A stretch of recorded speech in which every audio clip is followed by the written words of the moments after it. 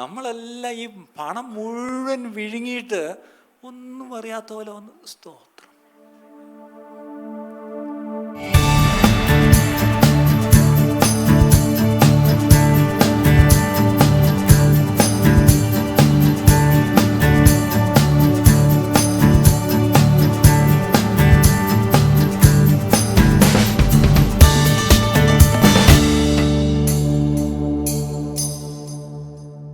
ത്തിലേക്ക് പോവാണ്. കഴിഞ്ഞ ചില ആഴ്ചകളായിട്ട് ഒരു കുറിവാക്യമാണ് നമ്മൾ വായിക്കുന്നത്. റോമാലേഖനം 12-ാം അധ്യായം 1-2 വാക്യം. Romans chapter 12 verse 1 and 2. ഒന്നാമത്തെ വാക്യം ഇത്രയേ ഉള്ളൂ. സഹോദരന്മാരെ, സഹോദരിമാരും ഉണ്ട് കേട്ടോ.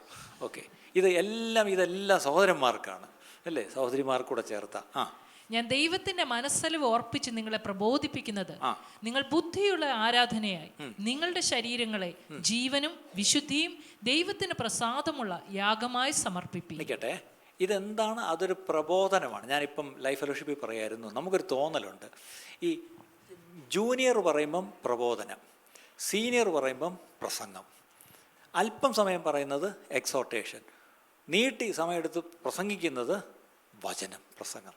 പക്ഷെ പൗലോസ് എന്താ പറയുന്നത്? ഇതൊരു പ്രബോധനമാണ്. അപ്പോസ്തലനായ പൗലോസ് പ്രബോധിപ്പിക്കുന്നേ ഉള്ളൂ. അതിൻ്റെ അർത്ഥം എല്ലാം പ്രബോധനമാണ് അല്ലേ? അതിനകത്ത് സീനിയറും ജൂനിയറും സമയക്കൂടുതലും കുറവൊന്നുമില്ല. ദൈവത്തിൻ്റെ വചനത്തിൽ നിന്നുള്ള പ്രബോധനം. ഇവിടെ പൗലോസ് പറയുക എന്താണ്? നിങ്ങളുടെ ശരീരങ്ങളെ ബുദ്ധിയുള്ള ആരാധനയായി നിങ്ങളുടെ ശരീരങ്ങളെ ജീവനും വിശുദ്ധിയും, അതായത് ലിവിങ് ആൻഡ് ഹോളി യാഗമായി സമർപ്പിക്കണം. അത് ദൈവത്തിന് പ്രസാദമുള്ള യാഗമായി സമർപ്പിക്കണം. അപ്പോൾ ഒന്നാം വാക്യം, നിങ്ങളുടെ ശരീരങ്ങളെ യാഗമായി സമർപ്പിക്കണം. ഇംഗ്ലീഷ് ബൈബിൾ എടുത്ത് വായിച്ചു നോക്കിയാൽ and that is the spiritual act of worship എന്നാണ്. എന്താണ്? അതാണ് ശരിയായ ആത്മീക ആരാധന. നമ്മൾ അറിയാമല്ലോ, നമ്മുടെ ഈ ആരാധന പലതരമുണ്ട്. ചിലപ്പോൾ ഇൻ്റലക്ച്വൽ ആക്ട് ഓഫ് വർഷിപ്പുണ്ട്. പ്രത്യേകിച്ച് നിങ്ങൾ മുൻപ് കൂടിയിരുന്ന സഭയിൽ എല്ലാവരും എഴുന്നേൽക്കാം എന്ന് പറയുമ്പോൾ എല്ലാവരും എഴുന്നേൽക്കും. ഇപ്പോഴെല്ലാവർക്കും ഇരിക്കാം. ശരി, എടുത്തു വെച്ച് അങ്ങ് എന്തെങ്കിലുമൊക്കെ പറയുകയല്ല, അതൊരു ആരാധനക്രമം എടുത്തു വെച്ച് വായിക്കുകയോ അത് ചൊല്ലുവോ അത് ഉരുവിടുകയോ ഒക്കെ ചെയ്യും. അപ്പം നമ്മൾ പറയാറുണ്ട് ഇതൊക്കെ ബുദ്ധി എന്നാണ്. ആയിക്കോട്ടെ, അതിൽ തെറ്റൊന്നുമില്ല. മനുഷ്യനായ നമുക്ക് ദൈവം ബുദ്ധി തന്നിട്ടുണ്ട്. ഇനി അടുത്തൊരു കൂട്ടരുണ്ട്, അവരെന്താണ്? അവർ ബുദ്ധി അങ്ങ് അഫലമാക്കി വയ്ക്കും. എന്നിട്ട് എന്താണ്? Emotional act of worship. വന്ന സമയം മുതൽ സ്പ്രിങ്ങിലാണ്. അത് തെറ്റാണോ? അതും തെറ്റല്ല. കാരണം മനുഷ്യനെ നമ്മൾ വികാരജീവിയായിട്ടാണ് ദൈവം സൃഷ്ടിച്ചിരിക്കുന്നത്.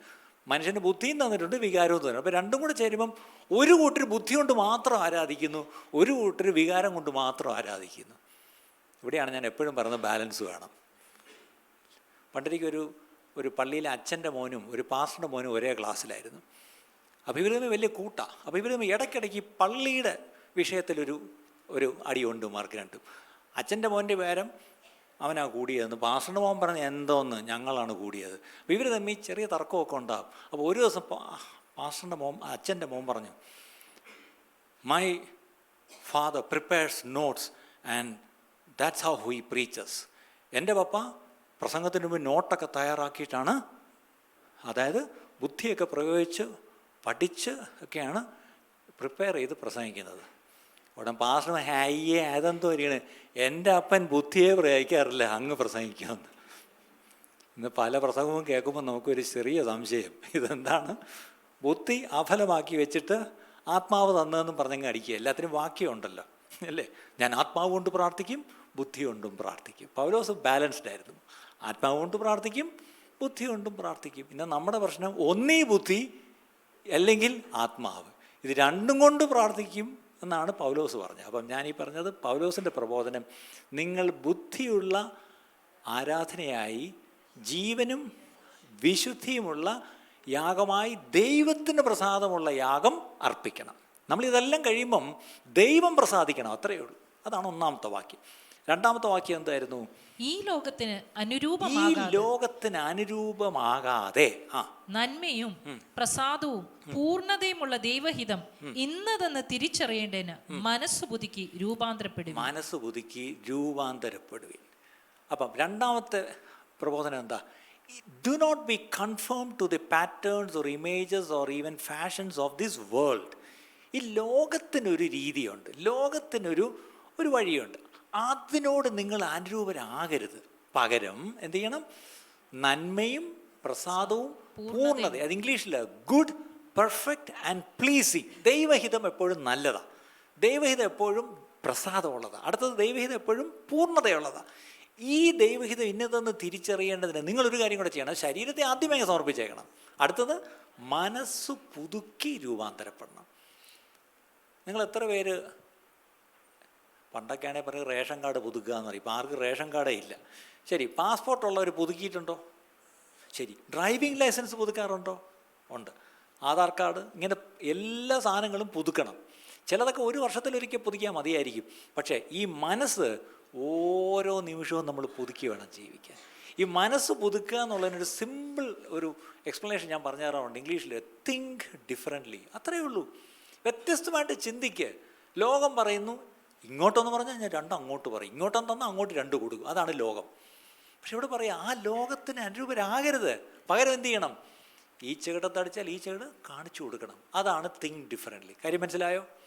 ഇങ്ങനെ വ്യത്യസ്തരായിട്ട് നമ്മൾ ചിന്തിക്കാൻ തുടങ്ങിയാൽ നമ്മളറിയാതെ നമുക്കൊരു രൂപാന്തരം ഉണ്ടാവും, അല്ലേ? ആ രൂപാന്തരമാണ് ദൈവപ്രസാദം. ഇന്ന് ഇങ്ങനെയുള്ള രൂപാന്തരം നമ്മുടെ ജീവിതത്തിലുണ്ടോ പ്രിയപ്പെട്ടവരെ? ഈ പ്രസംഗിക്കുന്ന എനിക്ക്, ഈ കേൾക്കുന്ന നിങ്ങൾക്കും ഉണ്ടോ? ഇല്ല. ഞാൻ വേദനയോട് പറയാം, എനിക്കില്ല പ്രിയപ്പെട്ടവരെ. ഞാനും സ്ട്രഗിൾ ചെയ്യുന്നുണ്ട്, ഞാനും ആഗ്രഹിക്കുന്നുണ്ട്, പ്രാർത്ഥിക്കുന്നുണ്ട്. ഇതുപോലെ എന്തെങ്കിലും ആരെങ്കിലും എന്നെ പറഞ്ഞാൽ പെട്ടെന്ന് എൻ്റെ ജഡത്തിൽ അത് കൊള്ളുന്നു, ഞാൻ പെട്ടെന്ന് അത് പ്രതികരിക്കുന്നു. ഈ ദിവസങ്ങളിൽ വാസ്തവമായിട്ട് ഈ വചനങ്ങൾ, ഈ കേൾക്കുന്ന വചനങ്ങളൊക്കെ നമ്മുടെ ജീവിതത്തിൽ അത് വാസ്തവമായിട്ട് അത് പ്രയോഗത്തിൽ കൊണ്ടുവരുവാൻ ദൈവം നമ്മളെ ഓരോരുത്തരെയും സഹായിക്കട്ടെ. ശരി, അപ്പോൾ 1-2 വാക്യങ്ങൾ ഇതായിരുന്നു. അപ്പോൾ ആദ്യം ശരീരത്തെ യാഗമായി അർപ്പിക്കണം. പക്ഷെ അവിടെ ഒരു വാക്ക് എഴുതിയിട്ടുണ്ട്, ജീവനുള്ള യാഗമായി അർപ്പിക്കണം. നമുക്കറിയാം നമ്മുടെ വേദപുസ്തകത്തിൽ ഈ ബലി എന്ന് പറയുമ്പോൾ, യാഗം എന്ന് പറയുമ്പോൾ മൃഗങ്ങൾ അല്ലെങ്കിൽ പക്ഷികൾ. ഇനി നമുക്കറിയാം ചരിത്രം കൊണ്ട് മനുഷ്യക്കുരുതി വരെ, നമ്മുടെ കൊച്ചു കേരളത്തിൽ വരെ നരബലി നടന്ന ചരിത്രം നമ്മൾ കഴിഞ്ഞ വർഷമൊക്കെ നമ്മൾ പത്രത്തിൽ വായിച്ചു. അപ്പോൾ ലോകമെമ്പാടും ഈ ബലിയുണ്ട്.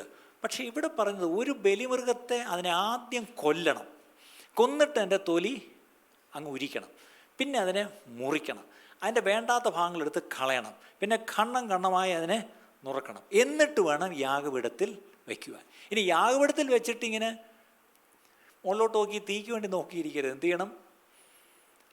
ഒരു യാഗപീഠം, ഞാൻ കഴിഞ്ഞൊരു ദിവസം ഇവിടെ പറഞ്ഞു, all our altars are well decorated but it is barren unless fire from above consumes it.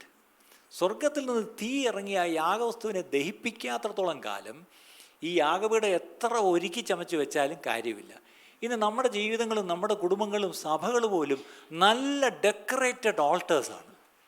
പക്ഷേ ഈ യാഗപീഠത്തിൽ ദൈവത്തിൻ്റെ തീ ഇറങ്ങുന്നില്ല എന്നുള്ളതാണ് സങ്കടം. എത്ര പേര് അതിനോട് യോജിക്കുന്നു? അല്ലേ? എത്ര നല്ല യാഗപീഠം പണിഞ്ഞു വെച്ചാലും അതിൽ എത്ര തന്നെ മുറിച്ചു വെച്ചാലും തീ ഇറങ്ങണം പ്രിയപ്പെട്ടവരെ. അപ്പോഴാണ് അത് പൂർണ്ണമാകുന്നത്. ഈ ദിവസങ്ങളിൽ വാസ്തവമായിട്ടും നമ്മൾ നേരത്തെ കേട്ട ആ സന്ദേശത്തിലും ഉണ്ടായിരുന്നു, അല്ലേ? ദൈവം പിന്മഴ അയക്കും, പക്ഷേ ആ പിന്മഴയാണ് നമ്മുടെ ഉള്ളിലുള്ള വചനത്തെ വളർത്തി ഒരു രൂപാന്തരം നമുക്ക് തരുന്നതെന്നുള്ള കാര്യം നമ്മൾ മറക്കരുത് പ്രിയപ്പെട്ടവരെ. അപ്പം നമ്മൾ ഈ ആദ്യം യാഗപീഠത്തിൽ വെക്കേണ്ട ഒരു കാര്യം നമ്മൾ കണ്ടു, ഒന്നിലധികം കണ്ടു. ഒന്ന്, എ ബ്രോക്കൺ ഹാർട്ട്. എന്താണ്? ഒരു തകർന്ന ഹൃദയമാണ് വയ്ക്കേണ്ടത്. എത്ര പേർക്ക് ഹൃദയത്തിലൊരു തകർച്ചയുണ്ട്? ഒരു വേരിയേഷൻ കണ്ട് അതല്ല, അങ്ങനെ നോക്കുകയാണെങ്കിൽ ഒത്തിരി പേരുടെ ഹൃദയം തകർന്നിട്ടുണ്ട്. ഒത്തിരി വേരിയേഷനും ഒത്തിരി ആൻജിയോപ്ലാസ്റ്റിയും ഒത്തിരി ഓപ്പൺ ഹാർട്ടും ഒക്കെ കഴിഞ്ഞിട്ടുണ്ടായിരിക്കും. വേണേൽ പേസ് മേക്കറും കാണും. അതല്ല ഈ ഓർഗൻ, ഈ ഒരു അവയവത്തിൻ്റെ കാര്യമാണ് ഇവിടെ പറയുന്ന. അവയവമല്ല, തകർന്ന ഹൃദയം. അതാണ് ദൈവമേ നീ നിരസിക്കുകയില്ല. ദൈവം പ്രസാദിക്കുന്നത് എന്താണെന്ന് ചോദിച്ചാൽ എൻ്റെ തകർന്ന ഹൃദയത്തിൽ. ഒരു തകർച്ച നമ്മുടെ ഹൃദയത്തിലുണ്ടോ? അതാ ദൈവം ആഗ്രഹിക്കുന്നത്. രണ്ടാമത് നമ്മളിപ്പം കണ്ടത് തന്നെയാണ്. എന്താണ്? ഒരു രൂപാന്തരപ്പെട്ട, ഒരു പുതുക്കപ്പെട്ട മനസ്സ്. ഒരു പുതുക്കപ്പെട്ട റിന്യൂഡ് മൈൻഡ്, ഒരു പുതുക്കപ്പെട്ട മനസ്സ്. മൂന്നാമത് ഒരു കാര്യം കൂടെ കണ്ടു. എന്തായിരുന്നു? ഒരു പരിച്ഛേദന കഴിച്ച ചെവി. അത് കേട്ടായിരുന്നു? പരിച്ഛേദന കഴിച്ച ചെവി, അല്ലേ? അത് വേറൊന്നുമല്ല, ഈ വചനം കേൾക്കുന്ന മുറയ്ക്ക് അനുസരിക്കുന്നൊരു സ്വഭാവം ഉണ്ടോ എങ്കിൽ ഈ ചെവി പരിച്ഛേദന കഴിച്ചതാണ്. എത്രത്തോളം നമ്മൾ ഈ കേൾക്കുന്ന വചനമൊക്കെ നമ്മൾ അനുസരിക്കുന്നു? വചനമൊക്കെ നമ്മുടെ ബുദ്ധിയിൽ സ്റ്റോർ ചെയ്യുന്നു, നോട്ട്ബുക്കിൽ സ്റ്റോർ ചെയ്യുന്നു. പക്ഷേ അനുസരിക്കുന്നുണ്ടോ? ഞാൻ എപ്പോഴും പറയാറുണ്ട്, this word is given to us to obey. ഇത് അനുസരിക്കാനാണ് നമ്മുടെ കയ്യിൽ തന്നിരിക്കുന്നത്, അല്ല ഇത് പഠിക്കാനല്ല, അനുസരിക്കാനാണ്. അനുസരിക്കുന്ന ഒഴിച്ച് എല്ലാം ചെയ്തു വായിക്കും, ഇത് പഠിക്കും, ഇത് പഠിപ്പിക്കും, ഇത് പ്രസംഗിക്കും, ഇത് തർക്കിക്കും, എല്ലാം ചെയ്യും. അനുസരിക്കത്ത് മാത്രമില്ല. അനുസരണം ഒഴിച്ച് എല്ലാം ഉണ്ട്. ഇന്നോട്ട് അനുസരിച്ച് തുടങ്ങാൻ പ്രിയപ്പെട്ടവരെ. അപ്പം അതായിരുന്നു ചെവി. അപ്പം എന്തൊക്കെ കഴിഞ്ഞു? ഹാർട്ട്, കാർഡിയോളജി കഴിഞ്ഞു. മൈൻഡ്, സൈക്കോളജി അല്ലെങ്കിൽ സൈക്കാട്രി കഴിഞ്ഞു. അടുത്തത് ചെവി, ENTയും കഴിഞ്ഞു. ഇനി നമുക്ക് ഇന്ന് ഒഫ്താൽമോളജിയിലോട്ട് പോകാം. കണ്ണായിട്ട് ബന്ധപ്പെടുമ്പോൾ എനിക്ക് ഭയങ്കര ഇഷ്ടമുള്ള കാര്യമാണ്. അപ്പം എന്താണ് ഒരു വാക്യം വായിക്കുക. മത്തായി 6-ാം അധ്യായം 22-23. മത്തായി 6-ാം അധ്യായം 22-23. ശരീരത്തിന്റെ വിളക്ക് കണ്ണാകുന്നു.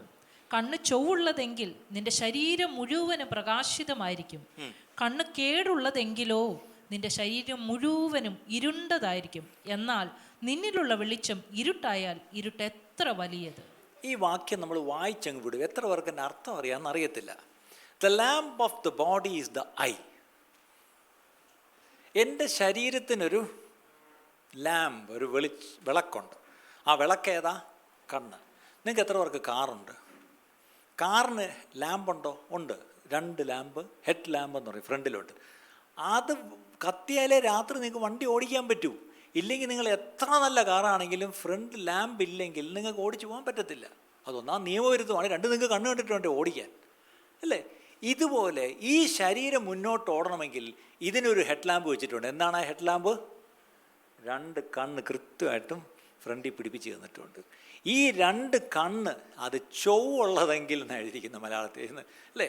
അത് if therefore your eye is good, നിങ്ങളുടെ കണ്ണ് നല്ലയാണെങ്കിൽ ഈ ശരീരം മുഴുവനും ലൈറ്റായിരിക്കും. അതിൻ്റെ അർത്ഥം മുന്നോട്ടുള്ള നിങ്ങളുടെ യാത്ര സുഗമമായിരിക്കും, ഒരു കൺഫ്യൂഷൻ ഉണ്ടാകത്തില്ല, അല്ലേ? ഒരു ഒരു ഒരു പ്രശ്നമില്ല. കാരണം നല്ല സ്മൂത്തായിട്ട് വണ്ടി പോയിക്കൊണ്ടിരിക്കും. കാര്യം എന്താ? നല്ല ഹെഡ്ലൈറ്റ് ഫ്രണ്ടിൽ കത്തി നിൽപ്പുണ്ട്, അല്ലേ? അടുത്തത് if your eye is bad your whole body will be full of darkness. ഈ കണ്ണ് ചുവള്ളതല്ലെങ്കിൽ ശരീരം മുഴുവൻ പിന്നെ അന്ധകാരമാണ്. പിന്നെ ഓടിക്കുന്ന കാര്യം ചിന്തിക്കുകയോ വേണ്ട, അന്ധകാരം പിടിച്ചിങ്ങനെ കട്ടപ്പുറത്തിരിക്കുകയായി ശരീരം. കാരണം ഒന്നും നടക്കത്തില്ല, ജീവിതമേ കട്ടപ്പോക. കാര്യം എന്താ? കണ്ണ് ശരിയല്ല.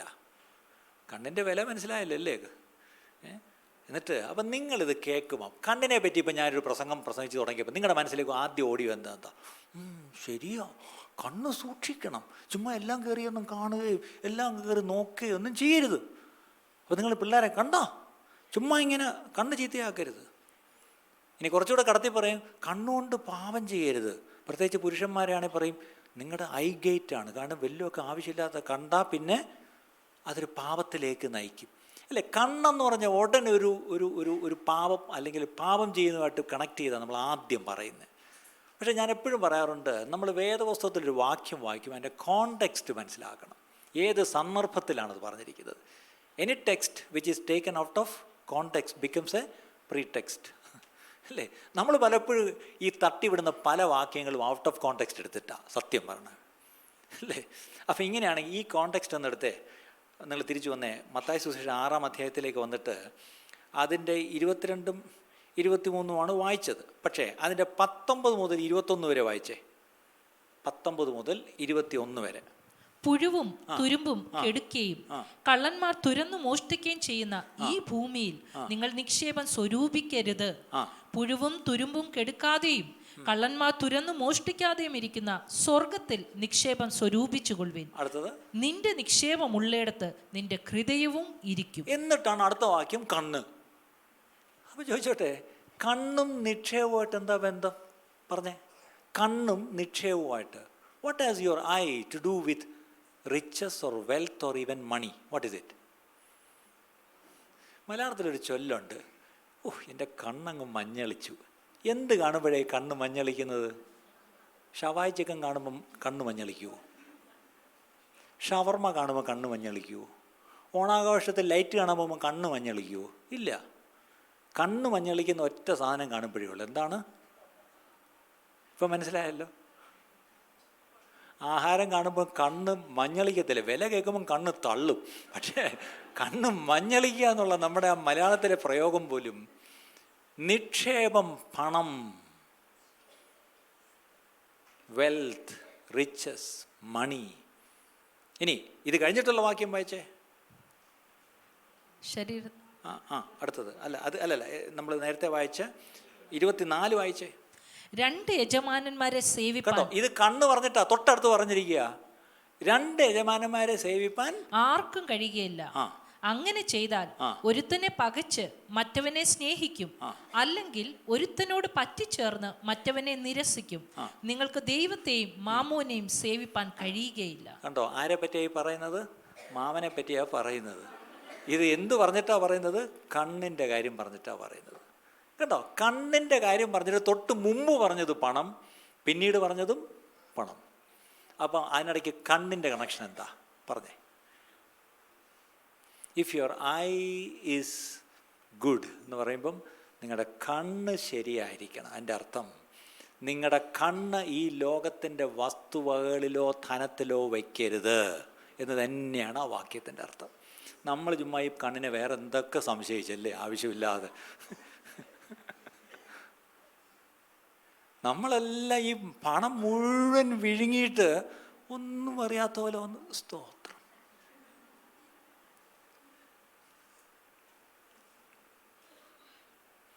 ഞാനൊരു കാര്യം പറയട്ടെ. പണത്തെക്കുറിച്ച് യേശു പഠിപ്പിച്ചതിനെ കുറിച്ച് ഇന്ന് പ്രസംഗങ്ങൾ കേൾക്കുന്നേയില്ല. ഇന്ന് ഞാൻ കേൾക്കുന്ന ഒരുപാട് പ്രസംഗങ്ങൾ ഇന്ന് ശ്രദ്ധിക്കുന്നുണ്ട് ഞാനും. എന്താണ് പ്രസംഗ വിഷയം എന്നറിയാം? എങ്ങനെ പണം ഉണ്ടാക്കാം. എനിക്കറിയാവുന്ന എൻ്റെ തന്നെ ഫ്രണ്ട്സ്, ചില പാസ്റ്റേഴ്സ് ഇപ്പം ഈ സ്റ്റോക്ക് ബ്രോക്കിങ്ങും ഷെയർ ട്രേഡിങ്ങും ഒക്കെ തുടങ്ങിയിട്ടുണ്ട്. അതിലൊരു പാസ്റ്റർ എന്നോട് പറയായിരുന്നു, പാസ്റ്ററെ അത് നമുക്കിത് അറിയാതെ പോയി പാസ്റ്ററെ, ഇപ്പോഴാണ് ദൈവം എനിക്കൊരു വെളിച്ചം തന്നു. അവിടെ ഞാനിപ്പം ഷെയർ കച്ചവടം തുടങ്ങി, എൻ്റെ സഭയിലെ എല്ലാവരെയും ഞാൻ ചേർത്തു, എപ്പോഴാണ് ഇയാൾ മുങ്ങുന്നതെന്ന് സൂക്ഷിച്ചോണം. ഇവിടെ ഷെയർ കച്ചവടം ഒന്നും ഇല്ല കേട്ടോ. ആരെങ്കിലും ഇതിനകത്ത് വല്ല ഷെയർ കച്ചവടം നടത്തുന്നെങ്കിൽ പിടിച്ചോണം, റിപ്പോർട്ട് ചെയ്തേക്കണം. പണം എങ്ങനെ ഉണ്ടാക്കാമെന്നാണ് ഇന്ന് സഭയിൽ പോലും പഠിപ്പിക്കുന്നത്. പക്ഷേ യേശു പഠിപ്പിച്ചത് പണം എങ്ങനെ ഉണ്ടാക്കാമെന്നല്ല. അവിടെ പറഞ്ഞിരിക്കുന്നത് എന്താ? പണം എവിടെയുണ്ടോ അവിടെ ആയിരിക്കും നിൻ്റെ കണ്ണ്. നിനക്ക് പണത്തെയും ദൈവത്തെയും. അപ്പം നമ്മൾ പറയും പറ്റുമെന്നേ, 50-50. അതൊരു ബിസ്ക്കറ്റിൻ്റെ പേരാ. 50% ദൈവത്തെയും പ്രസാദിച്ച് 50% എനിക്ക് പണത്തെയും സേവിക്കാൻ പറ്റത്തില്ല. ആ വാക്യം ഒന്നുകൂടെ വായിച്ച്. അങ്ങനെ നീ ചെയ്താൽ, അങ്ങനെ നീ 50-50 ആണെങ്കിൽ ഒരുത്തനെ പകച്ചടുത്തത്, ഒരുത്തനെ പകച്ച് മറ്റവനെ. കണ്ടോ, അല്ല നമ്മൾ പറഞ്ഞ അല്ല, ഞാനൊരു അഡ്ജസ്റ്റ്മെൻറ്റ്, ഒരു ന്യൂട്രി കൂടെ എന്താണ്, രണ്ടിനെ ഒരു അഡ്ജസ്റ്റ്മെൻറ്റ്. ഞാൻ ദൈവത്തെ ഇങ്ങനെ ഉണ്ടോ പണത്തെ ഇങ്ങനെ ഉണ്ടോ? നോ, യേശുവാ പറഞ്ഞിരിക്കുന്ന അല്ല, നീ ഒരുത്തനെ പകയ്ക്കും. അതിൻ്റെ അർത്ഥം നിനക്ക് പകയ്ക്കാൻ എളുപ്പം യേശുവിനെയാണ്. നീ യേശുവിനെ പകയ്ക്കുകയും നീ പണത്തെ സ്നേഹിക്കും. ഏത് മറ്റവൻ? ആര്? മറ്റവൻ.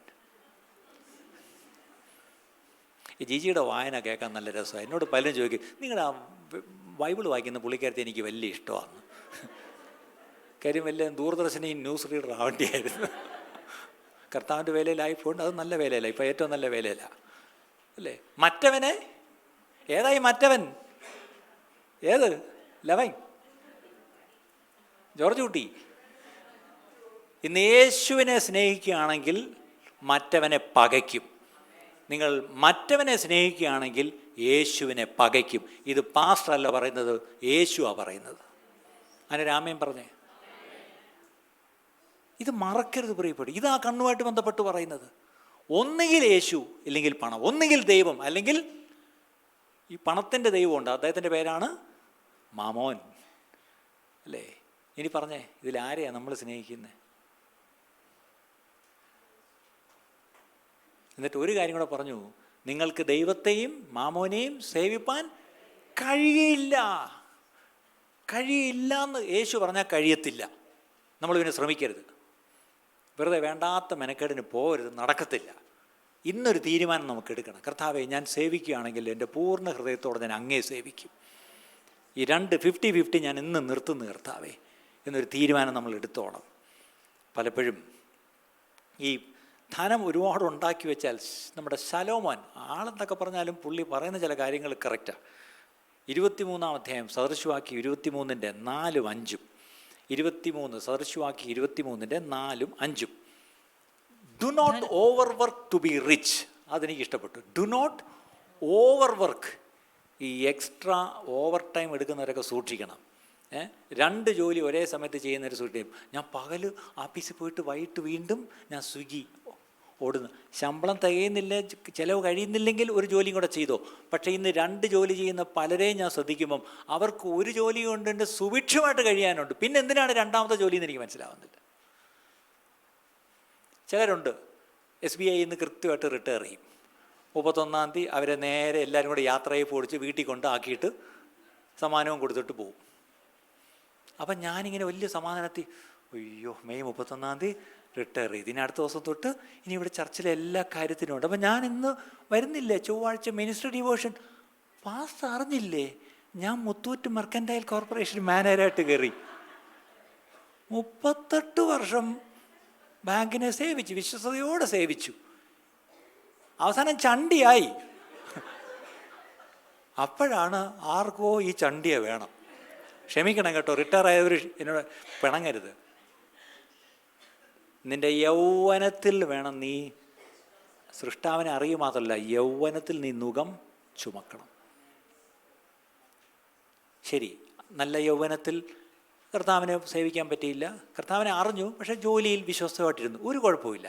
പക്ഷെ അത് കഴിയുമ്പോഴെങ്കിലും കർത്താവിന്, ഇപ്പം നിങ്ങൾ തന്നെ പലരും റിട്ടയർ ചെയ്തവർ കർത്താവിൻ്റെ വേലയിൽ ഓടി ഓരോ ഔട്ട്റീച്ചിലും മറ്റുമൊക്കെ ആക്റ്റീവായിട്ട് പോകുന്ന കാണുമ്പോൾ എനിക്ക് എന്തൊരു സന്തോഷം, സ്തോത്രം.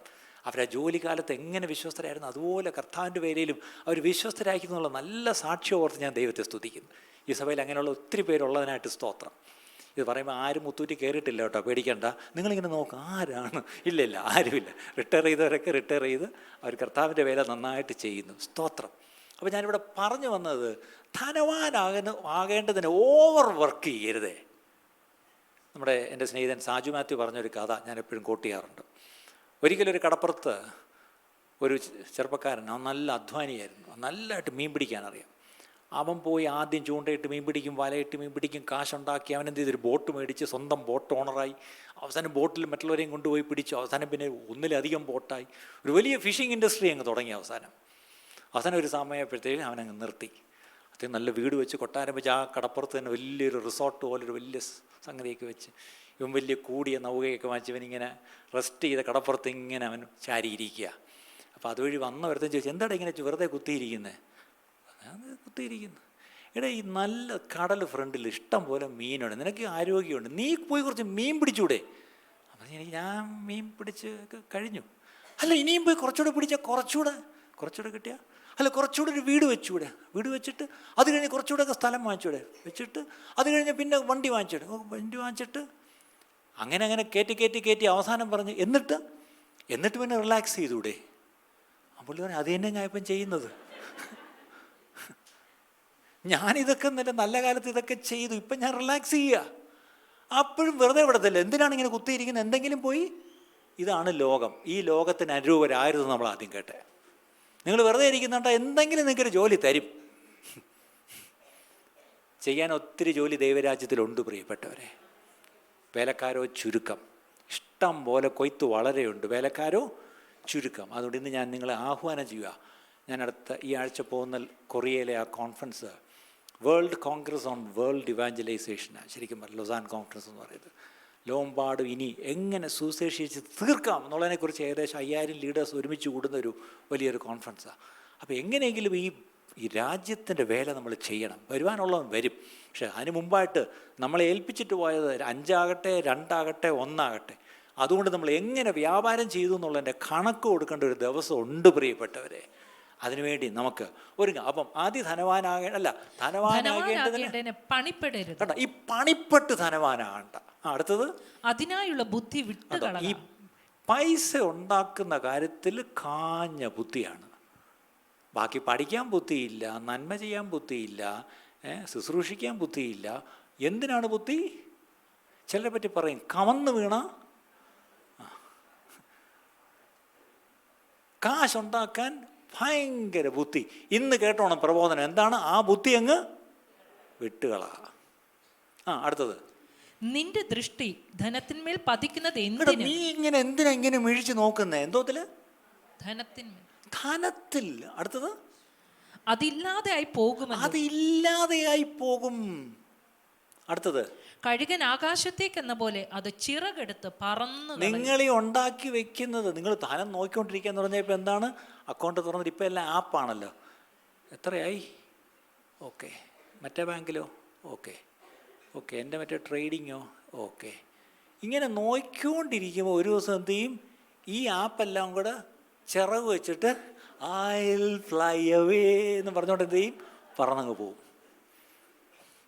അടുത്ത ദിവസം മനോരമയിൽ പടം എന്താണ്, മറ്റേ പടമായതല്ല, ഏതാണ്, സൈബർ തട്ടിപ്പ്, പാസ്റ്ററിൻ്റെ ലക്ഷങ്ങൾ നഷ്ടപ്പെട്ടു. ബിഷപ്പിനെ നഷ്ടപ്പെടാമെങ്കിൽ പിന്നെ പാസ്റ്റർ നഷ്ടപ്പെടത്തില്ലേ? അല്ലേ? ഇത് തന്നെയാണ് ശലോമോൻ പറഞ്ഞിരിക്കുന്നത്. നീ ഉണ്ടാക്കിയെല്ലാം കൂടെ വെച്ചാൽ നേരെ തിന്നെ ഓടിക്കുകയും ചെയ്യത്തില്ല, പക്ഷെ എല്ലാം കൂടെ സമ്പാദിച്ച് വയ്ക്കും. ഒരു ദിവസം ഇതെന്ത് ചെയ്യും, ചിറക് വെച്ച് പൊങ്ങി അങ്ങ് പോവും. നിങ്ങളിങ്ങനെ നോക്കിക്കൊണ്ടിരിക്കും. ഒന്നും ചെയ്യാൻ പറ്റില്ല. സൈബർ വിവാഹത്തിനൊന്നും ഒന്നും ചെയ്യാൻ പറ്റത്തില്ല. അവിടെ ദയവ് ചെയ്ത് ഈ പ്രസംഗമൊക്കെ നിങ്ങൾ എപ്പോഴും കേൾക്കത്തില്ല എന്ന് ഓർത്തോണം. ഇന്ന് ദൈവം നിങ്ങളെ കൊണ്ട് ഇരുത്തി കേൾപ്പിക്കുകയാണ്. നമുക്ക് ഉണ്മാനും ഉടുപ്പാനും ഉണ്ടെങ്കിൽ അത് മതി, അത് ദൈവം തന്നിട്ടുണ്ട്. അതുകൊണ്ട് സന്തുഷ്ടരായിട്ട് ജീവിക്കാൻ നമ്മൾ പഠിക്കണം. ഇനി പണം ഉണ്ടാകുന്നുണ്ടോ? ഉണ്ടാക്കിക്കോ, പക്ഷേ അതെന്തിനു വേണ്ടിയായിരിക്കണം? ദൈവരാജ്യത്തിന് വേണ്ടിയായിരിക്കണം.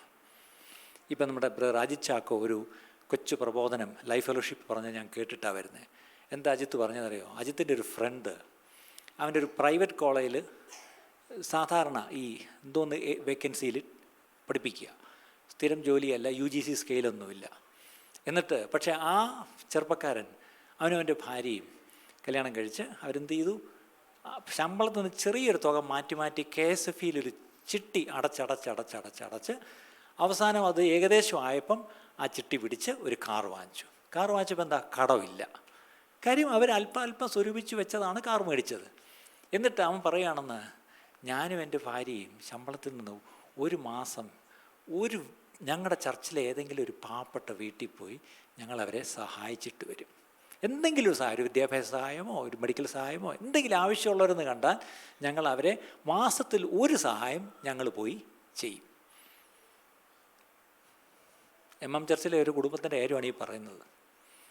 അപ്പം നമ്മൾ ചിന്തിക്കണം, ഈ പറഞ്ഞ 3 ഇരട്ടി ശമ്പളം നമുക്കുണ്ട്, ഇതുവരെ ലോണ് കുറഞ്ഞിട്ട് വല്ല EMI അടച്ച് മുടിഞ്ഞ് നിത്യതയിലും EMI അടച്ചുകൊണ്ടിരിക്കും നമ്മൾ.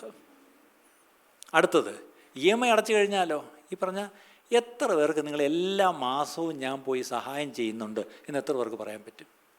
നമ്മളീ കൊണ്ട് ചർച്ചയിൽ കൊണ്ട് തരുന്നതല്ല ഞാൻ പറഞ്ഞത്, നിങ്ങളല്ലാതെ ഭാര്യയും ഭർത്താവും ഒരാവശ്യക്കാരനെ കണ്ടുപിടിച്ച് വീട്ടിൽ പോയി ഇരുചുവ അറിയാതൊരു സഹായം ചെയ്തിട്ട് വരുന്ന എത്ര പേരുണ്ട് പ്രിയപ്പെട്ടവരെ? ഇതൊക്കെ ചില സാക്ഷ്യങ്ങൾ നമ്മൾ കേൾക്കണം പ്രിയപ്പെട്ടവരെ, അല്ലേ? ഈ വലിയ ആത്മീയരെന്ന് പറയുന്നത് ഇതൊന്നും ചെയ്യുന്നില്ല, അവർ കടത്തി മുങ്ങി കിടക്കുക. പക്ഷേ വലിയ ആത്മീയരൊന്നും അല്ലെന്ന് തോന്നും, പക്ഷേ അവർ വളരെ പ്രായോഗികമായിട്ട് കാര്യങ്ങൾ ചെയ്യുന്നു. അതോർത്ത് ദൈവത്തെ സ്തുതിക്കുന്നു. അപ്പം ഇതിൽ നിന്ന് ഒരു കാര്യം മനസ്സിലാക്കണം, നമ്മുടെ കുഞ്ഞുങ്ങളെ, ഞാൻ രാവിലത്തെ സർവീസിൽ പറഞ്ഞു, നമ്മുടെ കുഞ്ഞുങ്ങളെ എന്താ നിരന്തരം പറഞ്ഞവരുടെ തലയ്ക്കകത്ത് കയറ്റുന്നത്? പഠിക്കുക. എന്തിനാണ്? പഠിച്ചിട്ട് പോയിട്ട് ഏറ്റവും വലിയ ജോലി, അതിവിടെയെങ്കിലും നല്ല ജോലി കിട്ടൂല, എവിടെ പോകണം? അങ്ങ് പോകണം, എവിടെയെങ്കിലുമൊക്കെ അങ്ങ് പോകണം, എവിടെയെങ്കിലുമൊക്കെ അങ്ങ് പോകും. എല്ലാത്തിനെയും പഠിപ്പിച്ച് എവിടെയെങ്കിലൊക്കെ കയറ്റി വിട്ട് അവസാനം ഇവിടെ കിടന്ന് വെള്ളം തരാൻ അവസാനം പകൽ വീടും ഹൗസ് ഓഫ് ഹോപ്പും സാമ്പാസ്റ്ററും ആൻറ്റിയും ഒക്കെയാണ് ഉള്ളത്. ഈ പഠിപ്പിച്ച് കയറ്റി വിടുമ്പോൾ ഓർക്കണമായിരുന്നു, ഇന്ന് ഇതെങ്കിലുമൊക്കെ ഉണ്ട്, നാളത്തെ കാര്യം നമുക്കറിയത്തില്ല. അതുകൊണ്ട് ദയവായി, എനിക്ക് ഈ ചർച്ചിലെ ഒരു സഹോദരൻ്റെ സാക്ഷി ഞാൻ രാവിലെ പറഞ്ഞു, അതൊന്നുകൂടെ പറയാൻ എനിക്ക് അഭിമാനമേ ഉള്ളൂ. ഈ സഭയിൽ സ്ഥിരമായിട്ട് വരുന്നൊരു കുടുംബം, ആ സഹോദരൻ എഞ്ചിനീയറിംഗ് കഴിഞ്ഞ് അവന് വെളിയിൽ ഒരു ജോലിക്ക് അപേക്ഷിച്ചു. യൂറോപ്പിൽ എവിടെ ഒരു ജോലി കിട്ടി. പെട്ടെന്ന് അവന് ഇവിടെയും കിട്ടുമായിരുന്നെന്ന് അറിയാം, പക്ഷേ ഈ വെളിയിലോട്ട് പോകാനായിരുന്നു അവന് താല്പര്യം. പക്ഷെ ഒറ്റ മകനേ ഉള്ളൂ. അപ്പോൾ അവൻ്റെ അപ്പൻ എനിക്ക് ആ സമയത്ത് രോഗിയായിരുന്നോ ക്ഷീണിതനായിരുന്നോ എന്ന് സംശയമുണ്ട്. അദ്ദേഹം മോനോട് പറഞ്ഞത്, മോനെ നീ വിദേശത്ത് പോണ്ട, നീ നാട്ടിൽ നിൽക്ക്, നിനക്ക് ദൈവം നാട്ടിൽ ജോലി തരും, നീ ഇവിടെ നിന്നാൽ മതി. പെട്ടെന്ന് ആ മകൻ അപ്പൻ്റെ വാക്ക് കേട്ട് ഇവിടെ അപേക്ഷിച്ചു. അവനന്ന് സീഡാക്കിലോ അങ്ങോട്ടൊരു ജോലി കിട്ടി, പിന്നെ ഒരു IT കമ്പനിയിൽ ഒരു ജോലി കിട്ടി. ദൈവം സഹായിച്ച് നല്ലൊരു സ്ഥാനത്ത് നിന്ന് തിരുവനന്തപുരത്തുണ്ട്. അപ്പൻ മരിച്ചുപോയി. അമ്മയ്ക്ക് ആദ്യകാലത്തൊരു ക്യാൻസർ വന്ന് വെല്ലൂർ പോയി ചികിത്സിച്ചതാണ്. പക്ഷേ ഈ കഴിഞ്ഞ ദിവസങ്ങളിൽ വീണ്ടും ഒരു ക്യാൻസർ വന്നു. ഒരു വളരെ മേജർ സർജറിയും കീമോയും റേഡിയേഷനും എല്ലാം കഴിഞ്ഞു. ആരോഗ്യത്തോടെ ആൻറ്റി ആയിരിക്കുന്നു, ഇവിടെ ഈ ചർച്ചിൽ വരുന്നുണ്ട്. പക്ഷേ ഈയിടയ്ക്ക് ആ സഹോദരൻ പറയുമായിരുന്നു എന്നോട്, പാസ്റ്ററെ അന്നെൻ്റെ പപ്പ പറഞ്ഞത് ഞാൻ കേട്ടതിനായിട്ട് ദൈവത്തിന് സ്തോത്രം. കാര്യം ആ അമ്മയ്ക്ക് ഒരു അനാഥത്വം വരാതെ, ഞാനൊരു മകനേ ഉള്ളൂ, ഞാൻ അമ്മയ്ക്ക് എൻ്റെ കൂടെ നിർത്തി അമ്മയ്ക്ക് വേണ്ടുന്ന എല്ലാം ചെയ്യാൻ ദൈവം കൃപ ചെയ്തില്ലേ. ആ കുടുംബം മുഴുവൻ ഇന്ന് കർത്താവിൻ്റെ വേലയിലും വളരെ ആക്റ്റീവാണ്. ഓർത്തോണം, ആ കുഞ്ഞുങ്ങൾ സന്തോഷമായിട്ട് ഇവിടെ എല്ലാ കാര്യത്തിലും ഉണ്ട്. ഇന്നിപ്പോൾ അവരോട് ഇല്ല, അതുകൊണ്ട് ഞാൻ ധൈര്യമായിട്ട് പറയുന്നത്. അതിൻ്റെ അർത്ഥം ഈ നാട്ടിൽ നമുക്ക് ശുശ്രൂഷ ഉണ്ടെന്നേ. ഇവിടെ നിന്നാലും ഒരിക്കൽ അബ്രഹാം ഒരു ക്ഷാമം വന്നപ്പം പതുക്കെ നേരെ ഇറങ്ങി അങ്ങ് പോയി. എങ്ങോട്ടാണ്? ഈജിപ്തിലോട്ട്. അവിടെ ചെന്നിടത്ത് ഒത്തിരി സ്വത്തും സമ്പത്തും ഒക്കെ കിട്ടി. പക്ഷെ കിട്ടിയത് ഏത് വഴിയാണെന്നുള്ളത് നമുക്കറിയാം. ഒരു രാജാവ് കൊടുത്തതാണ്. പക്ഷേ അത് പറഞ്ഞ പോലെ പറഞ്ഞു വന്നാൽ അത് നല്ല കഥയല്ലത്. പക്ഷേ അടുത്തത് ഇസ്ഹാക്കിൻ്റെ കാലത്തും ക്ഷാമം വന്നു. ഉടനെ ഇസ്ഹാക്ക് എന്ത് ചെയ്തു? അപ്പൻ ചെയ്തതല്ലേ തൻ്റെ മനസ്സിലുള്ളത്. പെട്ടെന്ന് പോവാം എന്ന് പറഞ്ഞ് റബേക്കയെ വിളിച്ചുകൊണ്ട് പോവുക. അപ്പം എവിടെ പോകണം? ഈജിപ്തിൽ, മിസ്രൈമിൽ. എന്തിന്? ഇവിടെ ക്ഷാമം. എന്നിട്ട് ആര് പറഞ്ഞു പോവാൻ? പപ്പ പോയി. പപ്പ പോയെങ്കിൽ അത് നിൽക്കട്ടെ, നീ പോണ്ട.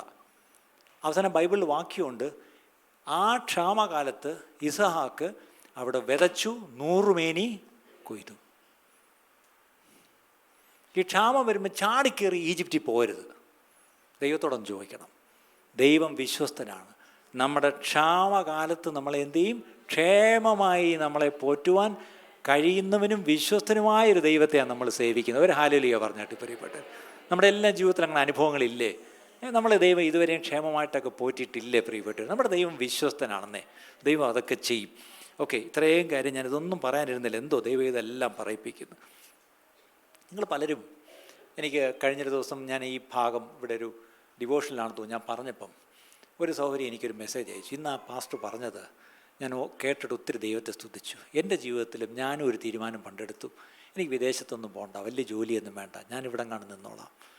അന്ന് എല്ലാവരും എന്നെ കുറ്റപ്പെടുത്തി. പക്ഷേ ഇന്ന് ഞാനതിൽ ദൈവത്തെ സ്തുതിക്കുന്നു. കാര്യം സ്വന്തം നാട്ടിൽ നിന്ന് നമ്മുടെ മാതാപിതാക്കളെയും നമ്മുടെ സഹോദരങ്ങളെയും നമ്മുടെ നാട്ടുകാരെയും ഒക്കെ സേവിക്കാനും കൂടി ഇവിടെ കുറേ ആൾ വേണമെന്നേ. അതുകൊണ്ട് വിശ്വസ്തരായിട്ട് കുഞ്ഞുങ്ങളുടെ മേലെ എപ്പോഴും നമ്മൾ അടിച്ച് കയറ്റേണ്ടത് തലയ്ക്കകത്ത്. ഇവിടെ ഒന്നും രക്ഷയില്ല, പൊയ്ക്കോണം, പോയി രക്ഷപ്പെട്ടോണം. നമ്മൾ പറഞ്ഞൊരു വാക്കാണ്, എവിടെയെങ്കിലും പോയി രക്ഷപ്പെടുക. ആ വാക്കുകളൊക്കെ നമ്മൾ തിരിച്ചെടുക്കണം. ഇനി പോയി രക്ഷപ്പെടെന്ന് പറയരുത്. ദൈവമാണ് നമ്മളെ രക്ഷപ്പെടുത്തുന്നത്, അല്ലാതെ എവിടെയെങ്കിലും നാടല്ല നമ്മളെ രക്ഷപ്പെടുത്തുന്നത്. ഒരു കാലത്ത് ഇവിടെ ഒന്നുമില്ലായിരുന്നു, പോയി. പക്ഷേ ദൈവം അനുഗ്രഹിച്ചു. നിങ്ങൾ ദൈവം അനുഗ്രഹിച്ചുവെങ്കിൽ, നിങ്ങൾക്കൊരു നല്ല വീടും സത്തും സമ്പാദ്യമൊക്കെ ഉണ്ടെങ്കിൽ, ഇനി ആ കുഞ്ഞുങ്ങൾ ഒന്നുകൂടെ പോയി സമ്പാദിച്ചൊരു വീട് വയ്ക്കേണ്ട ആവശ്യമില്ല. അല്ലേ? അവർക്കൊരു വീടുണ്ടല്ലോ, അവർക്ക് അത്യാവശ്യം കഴിയാനുള്ള വക നിങ്ങൾക്ക് ദൈവം തന്നു. നിങ്ങളത് മക്കൾക്കാണ് കൊടുത്തിട്ട് പോകുന്നത്. പിന്നെ എന്തിനാ ഈ പാവങ്ങളെ പറഞ്ഞ് കഷ്ടപ്പെടുത്തുന്നത്? അവർ കർത്താവിനെ സേവിക്കട്ടെ. എന്നോട് എത്ര കുഞ്ഞുങ്ങൾ വന്ന് സങ്കടം പറഞ്ഞിട്ടുണ്ടെന്നറിയാം. എനിക്ക് കർത്താവിൻ്റെ വേല ചെയ്യാൻ താല്പര്യം അങ്കിളെ. ഈ ഇടയ്ക്ക് ഒരു പയ്യൻ വന്ന് ധൈര്യമായിട്ട് പറഞ്ഞു, എനിക്ക് ബൈബിൾ കോളേജിൽ പോകണം, പക്ഷേ എൻ്റെ പേരൻസിന് മനസ്സിലാവുന്നില്ല. എനിക്ക് സങ്കടം തോന്നി. അങ്ങനത്തെ ഒരു കാലത്താണ് നമ്മൾ ജീവിച്ചിരിക്കുന്നത്. ഈ കർത്താവിൻ്റെ വേല ചെയ്ത വലിയ ശക്തരായ ഭക്തരായ ദേവദാസന്മാരുടെ ചരിത്രമെടുത്ത് അവരൊക്കെ ഈ പറഞ്ഞ മണ്ടന്മാരായതുകൊണ്ടല്ല കർത്താവിൻ്റെ വേലയ്ക്ക് വന്നത്. ഉന്നത പദവിയിലിരുന്നവർ അത് രാജിവെച്ച് കർത്താവിൻ്റെ വേലയ്ക്ക് വന്നവരുണ്ട്. ഈ പണ്ട് വന്ന മിഷണറിമാരൊക്കെ, പ്രത്യേകിച്ച് യൂറോപ്പിൽ നിന്ന് വന്ന മിഷണറിമാരുടെയൊക്കെ ചരിത്രമെടുത്ത് അവർ വലിയ കോടീശ്വരന്മാരുടെ മക്കളൊക്കെ ആയിരുന്നു. അവരതെല്ലാം വിട്ടിട്ട് കപ്പലിൽ കയറി എത്ര മാസം കഴിഞ്ഞാൽ ഇന്ത്യ വന്ന് തിരിച്ച് ഒരിക്കൽ പോലും അവർ നാട്ടിൽ പോയിട്ടില്ല എന്നുള്ള ചരിത്രം കൂടെ നമ്മളുണ്ട്. അങ്ങനെ ഉള്ള ത്യാഗസമ്പന്നരായ മനുഷ്യർക്ക് ഇവിടെ വന്ന് സുവിശേഷം പറഞ്ഞുകൊണ്ടാണ് ഇന്ന് ഞാനും നിങ്ങളും ഇവിടെ വിശ്വാസികളെന്നും പറഞ്ഞിരിക്കുന്നു. പ്രിയപ്പെട്ടവരെ, എൻ്റെ വാക്കുകൾ ഞാൻ നിർത്തുക. മുന്നോട്ട് പറയാൻ ദൈവാത്മാവ് എന്നെ അനുവദിക്കുന്നില്ല. ഒരു നിമിഷം നമുക്കൊന്ന് കണ്ണടയ്ക്കാം. പ്രിയപ്പെട്ടവർ, നിൻ്റെ കണ്ണ് ചൊവ്വുള്ളതെങ്കിൽ നിൻ്റെ ശരീരം മുഴുവൻ വെളിച്ചമായിരിക്കും. അല്ല, നിൻ്റെ കണ്ണ് ചൊവ്വുള്ളതല്ലെങ്കിൽ നിൻ്റെ ശരീരം മുഴുവൻ ഇരുട്ടായിരിക്കും. പക്ഷെ ആ ഇരുട്ട് വലിയ ഇരുട്ടായിരിക്കും. നമ്മുടെ കണ്ണിനെക്കുറിച്ചാണ് ദൈവം പറഞ്ഞത്. എന്താണ് കണ്ണിനെക്കുറിച്ച് പറഞ്ഞത്? നമ്മുടെ കണ്ണ്, we should have bright eyes. നല്ല തെളിഞ്ഞ കണ്ണായിരിക്കണം. എന്തെങ്കിലും കാണുമ്പോൾ കണ്ണ് തള്ളുന്ന കണ്ണല്ല, തെളിഞ്ഞ കണ്ണ്. എൻ്റെ അർത്ഥം നല്ല ദൃഷ്ടി, നല്ലവണ്ണം പ്രകാശിച്ച്. എനിക്ക് ഭാവിയെക്കുറിച്ച് ഒരു ആകുലതയില്ല. കാര്യം എന്നെ വിളിച്ച കർത്താവ് വിശ്വസ്തനാണ്. ഞാൻ എൻ്റെ കണ്ണ് അവങ്കിലേക്ക് ഉയർത്തി ഞാൻ പ്രാർത്ഥിക്കുമ്പോൾ എൻ്റെ ആവശ്യങ്ങൾക്ക് കർത്താവ് നിവൃത്തി ഉണ്ടാക്കി തരുന്ന ദൈവമാണ്. അങ്ങനെയുള്ള സാക്ഷ്യം നിങ്ങൾക്ക് എത്ര പേർക്കുണ്ട് പ്രിയപ്പെട്ടവരെ? അങ്ങനെയെങ്കിൽ നിങ്ങൾ പിന്നെ എന്തിനെക്കുറിച്ചായി ഭാരപ്പെടുന്നത്? അയ്യോ എനിക്ക് വീടില്ലല്ലോ, അയ്യോ എനിക്ക് വരുമാനം സ്ഥിരമായില്ലല്ലോ, അയ്യോ എൻ്റെ മക്കളെ ഞാൻ എങ്ങനെ പഠിപ്പിക്കും, അയ്യോ കാക്കകളെ നോക്ക്. യേശു പറഞ്ഞതാ, കാക്കകളെ വിചാരിക്കുക. അവരീ പറഞ്ഞ ഒന്നും ചെയ്യുന്നില്ലല്ലോ, പക്ഷേ എത്ര നന്നായി ദൈവം അവരെ പോറ്റുന്നു. അങ്ങനെയെങ്കിൽ നമ്മളെയും അതിലും വിശേഷത ഉള്ളവരായ നമ്മളെ എത്ര അധികമായിട്ട് നമ്മുടെ കർത്താവ് നമ്മളെ പോറ്റും. Hallelujah, hallelujah, hallelujah. എല്ലാവരും ഒന്ന് സമർപ്പിച്ചാട്ടെ. കർത്താവേ, എൻ്റെ ഉള്ളിൽ കർത്താവേ നാളെക്കുറിച്ചൊരു ആകുലത. കാക്കകളെ വിചാരിപ്പിൻ, വിതയില്ല, കൊയ്ത്തുമില്ല. ദൈവം അവർക്ക് വേണ്ടതെല്ലാം നൽകുന്നു. അങ്ങനെയാണെങ്കിൽ ഒരു കാക്കയ്ക്ക് വേണ്ടുന്നത് ദൈവം നൽകുന്നുവെങ്കിൽ ഈ കാക്കയെക്കാട്ടിലും എത്ര വിശേഷപ്പെട്ടവരാണ് അവൻ്റെ സ്വന്തം ഛായയെ സൃഷ്ടിക്കപ്പെട്ട നമ്മൾ. പ്രത്യേകിച്ച് വീണ്ടും ജനിച്ച ദൈവമക്കൾ തീർച്ചയായിട്ടും നമ്മൾ അവകാശികളും കൂടാ. എല്ലാ വാഗ്ദത്തത്തിന് അവകാശികളാണ്. അങ്ങനെയാണെങ്കിൽ ഈ അവകാശികളായിരിക്കുന്ന നമ്മൾ എന്തിനെക്കുറിച്ചാണ് വിചാരപ്പെടുന്നത്? ഇന്ന് നിങ്ങളുടെ വിചാരങ്ങളെല്ലാം അങ്ങ് വിട്ടേക്കണം. കർത്താവെ, എന്നെ അലട്ടുന്ന എല്ലാ വിഷയങ്ങളും ഞാനിതാ ആ യാഗപീഠത്തിൽ വയ്ക്കുന്നു എന്ന് കേട്ട വചനം അതാണല്ലോ. എല്ലാം ആ നുറുങ്ങിയ ഹൃദയത്തോടങ്ങ് യാഗപീഠത്തിലോട്ടങ്ങ് വെച്ചേരെ. ഒന്ന് വ്യത്യസ്തമായിട്ട് ചിന്തിച്ചു തുടങ്ങി. എൻ്റെ ദൈവം എന്നെ പോറ്റും എന്ന് പറഞ്ഞ്, എൻ്റെ ദൈവം എന്നെ പോറ്റും എന്ന് വാതുറന്ന് പറഞ്ഞ്, എൻ്റെ ദൈവം എന്നെ നടത്തും, എൻ്റെ ദൈവം എൻ്റെ ഭാവിയെല്ലാം കരുതിക്കൊള്ളും, എൻ്റെ ദൈവം എൻ്റെ ഭാവിയെല്ലാം കരുതിക്കൊള്ളും. Hallelujah, hallelujah. പ്രാർത്ഥിച്ചാട്ടെ, എല്ലാവരും ഇരിക്കുന്നിടത്ത് നിന്ന് പ്രാർത്ഥിച്ചാട്ടെ. കർത്താവേ, എൻ്റെ ഭാവിയെല്ലാം കരുതുന്ന ദൈവം, എൻ്റെ ഭാവിയെല്ലാം കരുതുന്ന ദൈവം, എൻ്റെ മക്കളെ ദൈവമേ നീ എനിക്ക് തന്നുവെങ്കിൽ അവരുടെ ഭാവി എൻ്റെ കയ്യിലല്ല, അങ്ങയുടെ കയ്യിലാണ്. ഞാൻ എൻ്റെ മക്കളെ അങ്ങയുടെ കയ്യിലേക്ക് തരുന്ന കർത്താവേ. അവരിന്ന് എവിടെയായിരിക്കുന്നില്ല, ഏത് അവസ്ഥയിലായിരിക്കുന്നില്ല, എത്ര പ്രായമുള്ളവനാണെങ്കിലും അവരെ ദൈവകരങ്ങളിലേക്ക് കൊടുത്തേ. ഹാലലൂയ. എത്ര പേര് സമർപ്പിച്ചുകൊണ്ട് നിങ്ങൾ ദൈവത്തിൽ എഴുന്നേറ്റ് നിന്ന് നിങ്ങളെ തന്നെ ഒന്ന് സമർപ്പിക്കും. Hallelujah, hallelujah, hallelujah, hallelujah. കർത്താവ്, ഇന്ന് കേട്ട വചനത്തിൻ്റെ മുമ്പാകെ എന്നെ തന്നെ സമർപ്പിക്കുന്നു എന്ന് പറയുന്നതിന് മാത്രം ദൈവകരങ്ങളിലേക്ക് നിങ്ങളെ തന്നെ സമർപ്പിച്ച് പ്രാർത്ഥിച്ചാട്ടെ. നിങ്ങളെ തന്നെ സമർപ്പിച്ചൊന്ന് പ്രാർത്ഥിച്ചാട്ടെ. ഹാലലൂയ.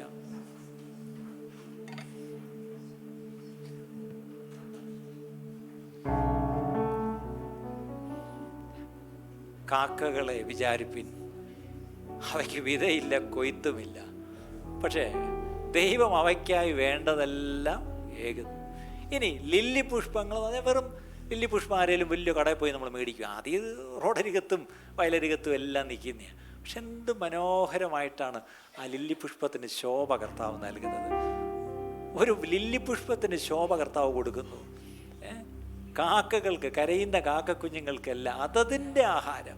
ഒരു തിമിംഗലം മുകളിലോട്ട് വാവളിക്കുമ്പോൾ അതിന് വേണ്ടുന്ന ആഹാരം, ഒരു കൊച്ചു കാക്കക്കുഞ്ഞിന് അതിന് വേണ്ടുന്ന ആഹാരം, അതാത് കണക്കിന് എൻ്റെ ദൈവത്തിന് കൊടുക്കാൻ അറിയാമെങ്കിൽ എത്രയധികം ദൈവം നമ്മുടെ ആവശ്യങ്ങൾക്ക് അവൻ തരും. ഇന്ന് കേട്ട ഈ സന്ദേശം തീർച്ചയായിട്ടും നിങ്ങൾക്ക് അനുഗ്രഹമായിരുന്നു ഞങ്ങൾ വിശ്വസിക്കുന്നു. ഒരുപക്ഷെ നിങ്ങൾ ഇതുവരെയും ഈ ചാനൽ സബ്സ്ക്രൈബ് ചെയ്തിട്ടില്ലെങ്കിൽ ദയവായി ഇപ്പം തന്നെ ഒന്ന് സബ്സ്ക്രൈബ് ചെയ്യുക. ഈ സന്ദേശം മറ്റു ചിലർ കൂടി ഒന്ന് ഫോർവേഡ് ചെയ്ത് കൊടുക്കുക. നിങ്ങൾക്കിത് അനുഗ്രഹമായിരുന്നെങ്കിൽ തീർച്ചയായിട്ടും അത് മറ്റുള്ളവർക്കും ഒരു അനുഗ്രഹമായി തീരുവാൻ അത് കാരണമായി തീരും. God bless you.